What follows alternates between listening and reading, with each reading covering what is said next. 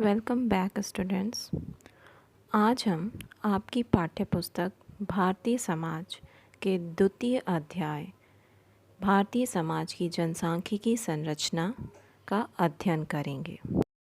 इस भाग में हम ये देखेंगे कि जनसांख्यिकी क्या होती है, इसकी आवश्यकता क्यों है, समाजशास्त्र से इसका संबंध क्या है तथा जनगणना के इतिहास को समझेंगे। जनसांख्यिकी क्या है? जनसांख्यिकी का अंग्रेजी पर्याय डेमोग्राफी यूनानी भाषा के दो शब्दों डेमोस और ग्राफीन शब्दों से मिलकर के बना है। डेमोस का अर्थ होता है जन और ग्राफीन का होता है वर्णन करना। तो इसका तात्पर्य होता है लोगों का वर्णन करना। किसी देश की जनसंख्या का सुव्यवस्थित सांख्यिकीय अध्ययन जनसांख्यिकी कहलाता है। इसमें जनसंख्या के आकार, संरचना, वितरण और जन्म दर, मृत्यु दर, वृद्धि दर तथा प्रवास के संदर्भ में अध्ययन शामिल होता है। यह अध्ययन गतिशील आबादी अर्थात ऐसी आबादी जो समय एवं स्थान के साथ परिवर्तित होती है तथा स्थिर आबादी दोनों के संदर्भ में स्थान और समय को ध्यान में रखकर किया जाता है। जनसांख्यिकी के कई प्रकार होते हैं। आकारिक जनसांख्यिकी, इसमें जनसंख्या के आकार का अध्ययन किया जाता है। सामाजिक जनसांख्यिकी, इसमें जनसंख्या के सामाजिक, आर्थिक और राजनीतिक पक्ष पर विचार किया जाता है। जनसांख्यिकी आंकड़ों की आवश्यकता क्यों है? जनसांख्यिकी आंकड़ों का महत्व किसी भी देश की समस्त नीतियों के निर्माण के संदर्भ में बहुत ज़्यादा होता है। प्रशासनिक, आर्थिक एवं सामाजिक कल्याण से जुड़ी नीतियों का निर्माण एवं कार्यान्वयन जनसांख्यिकीय आंकड़ों के बिना संभव नहीं होगा।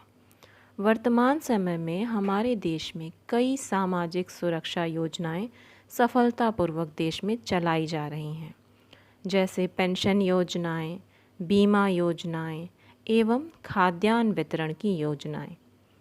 आप सोचिए, अगर सरकार के पास हमारी जनसंख्या का एक सुव्यवस्थित आंकड़ा उपलब्ध ना हो तो इन सामाजिक सुरक्षा योजनाओं का लाभार्थी कौन होगा, ये तय कर पाना कितना मुश्किल होगा।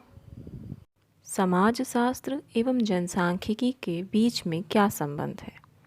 जैसा कि आप जानते हैं कि समाजशास्त्र मानव समाज का सहज बोध मुक्त एक वैज्ञानिक अध्ययन है तथा जनसांख्यिकी मानव समाज के प्रत्येक पहलू का सांख्यिकीय अध्ययन है।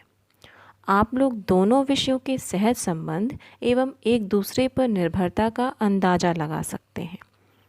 वस्तुतः जनसांख्यिकी के विकास से ही समाजशास्त्र के एक विषय के रूप में विकास की प्रक्रिया को मजबूत आधार प्राप्त हुआ।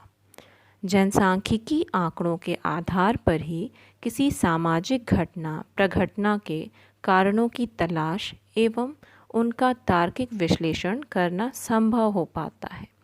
जैसे प्रख्यात समाजशास्त्री एमाइल दुर्खीम का विभिन्न देशों में आत्महत्या की दर में अंतर के कारणों पर अध्ययन। यहाँ आत्महत्या एक सामाजिक प्रघटना है, लेकिन विभिन्न देशों में इसके दर में अंतर अलग अलग देशों की सामाजिक परिस्थितियों पर निर्भर करता है। भारत के परिप्रेक्ष्य में जनगणना का इतिहास। राज्यों द्वारा सामाजिक आंकड़ों को अपनी आर्थिक नीतियों के निर्माण के लिए इकट्ठा करने का प्रचलन काफ़ी पुराना है, पर इसका आधुनिक रूप 18वीं शताब्दी के अंतिम वर्षों में सामने आया। अमेरिका की 1790 की जनगणना संभवतः विश्व की पहली आधुनिक स्वरूप वाली जनगणना थी। भारत में अंग्रेज़ों द्वारा 1867-72 में जनगणना के प्रयास किए गए तथा 1881 से हर 10 वर्ष बाद नियमित जनगणना की जाती रही। स्वतंत्र भारत में भी इसको जारी रखा गया। स्वतंत्र भारत की पहली जनगणना 1951 में हुई। सबसे नई जनगणना 2011 की है। यह 1872 के बाद की श्रृंखला में 14वीं तथा स्वतंत्र भारत की 7वीं जनगणना है। इस जनगणना के अनुसार दुनिया के 17.5% लोग भारतीय हैं। यहाँ आपके लिए कुछ प्रश्न दिए गए हैं। हम फिर मिलेंगे इसी अध्याय के अगले भाग में। धन्यवाद।